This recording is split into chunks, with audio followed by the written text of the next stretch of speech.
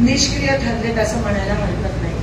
खूप विश्वासाने, खूप अपेक्षेने, मोठ्या मनाने, प्रेमापोटी या जनतेने भाजपला, पंतप्रधान मोदींकडे बघून मतदान केलं.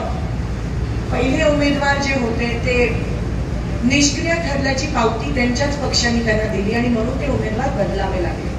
सत्ता असून सुद्धा, पंतप्रधान असून सुद्धा, निधी असून सुद्धा ही शोकांतिका आहे की सोलापूरसाठी ते काही करू शकले नाहीत आणि म्हणून 2019 मध्ये दुसरा उमेदवार द्यावा लागला.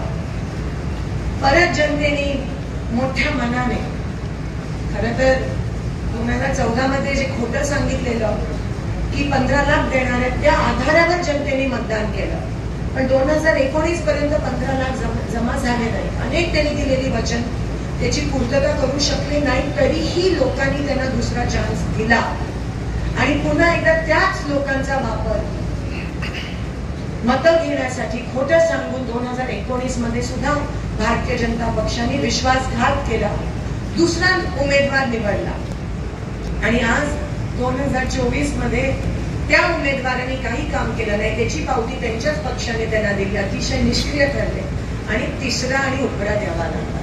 ही शोकांतिका आहे की सत्ता असून सुद्धा तुम्हाला उमेदवार बदलावे लागतात, कारण का त्यांनी काही काम केलं नाही. एकदा पण लोकसभा 6 तालुके मतदान करतात, एवढी मोठी लोकसभा काही छोटी गोष्ट नाहीये. लोकसभा उमेदवार निवडून आणणं, लोकसभेवर खासदार पाठवणं छोटी गोष्ट नाहीये. सत्ता तुमची असताना, सगळं तुम्ही असताना, तुमचं असताना तुम्ही सोलापूरसाठी कोट्यावधी निधी आणू शकला असता, पण तुम्ही काहीच केलं नाही. फक्त लोकांचा वापर केला, सत्तेत आला, सत्तेची मजा घेतली आणि तुमच्या ह्या मानसिकतेमुळे सोलापूरला 20 वर्ष मागे जावं लागलं. हे सोलापूरकर माफ करणार नाही. आणि आज त्यांचे काही जण म्हणतात की आम्ही फक्त 8 दिवस येतो, लोकांमध्ये फिरतो आणि आम्हाला मतदान मिळतं. म्हणजे तुम्ही लोकांना इतकं कमी नेमता का? तुम्ही लोकांचा किती अपमान अजून करणार, लोक अजून किती त्रास सहन करणार? आणि तुम्हाला खरंच वाटतं की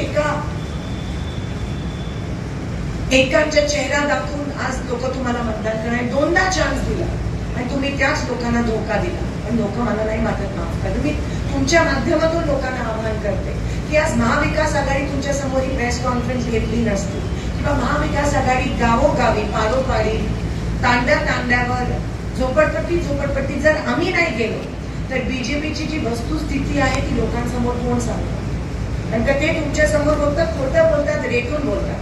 पण जो त्रास आहे मग तो शेतकऱ्यांच्या मनात असेल, कामगारांच्या मनात असेल, युवकांच्या मनात असेल, महिलांच्या मनात असेल, तो त्रास आज आपल्याला दिसून येत नाहीये, कारण का बीजेपी तो दाबायचा प्रयत्न करते.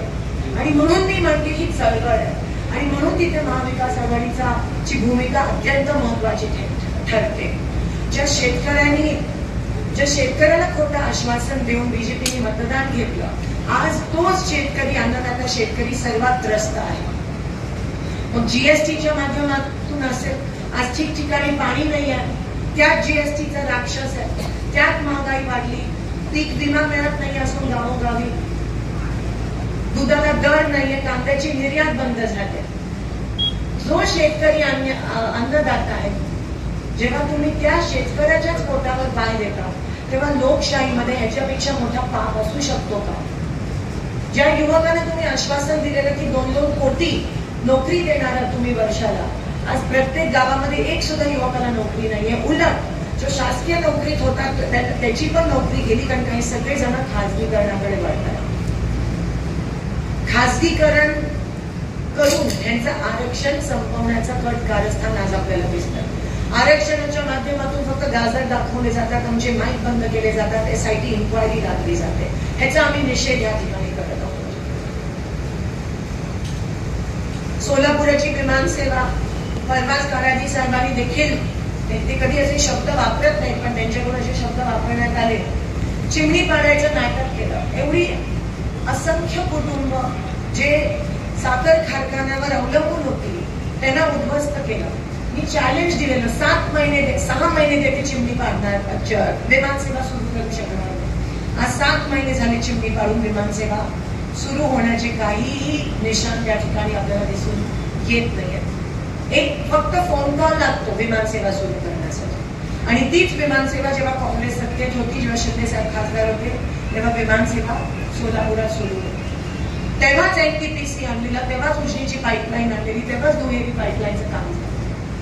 10 वर्ष त्यांनी काय केलं. आणि तुम्ही तसं गणित, आम्ही ते पूर्ण गणित तुमच्या समोर ठेवत पण नाही, पण तसं भाजपचे खासदार सोलापुरात 25 वर्ष होते आणि काँग्रेसचे 10. तरीही जेवढी कामं झाली तेवढी काँग्रेसची 15, ही काँग्रेसच्या 15 वर्षात झाली. भाजपच्या 25 वर्षात एकही काम सोलापूर शहरासाठी, सोलापूर जिल्ह्यासाठी झालं नाही.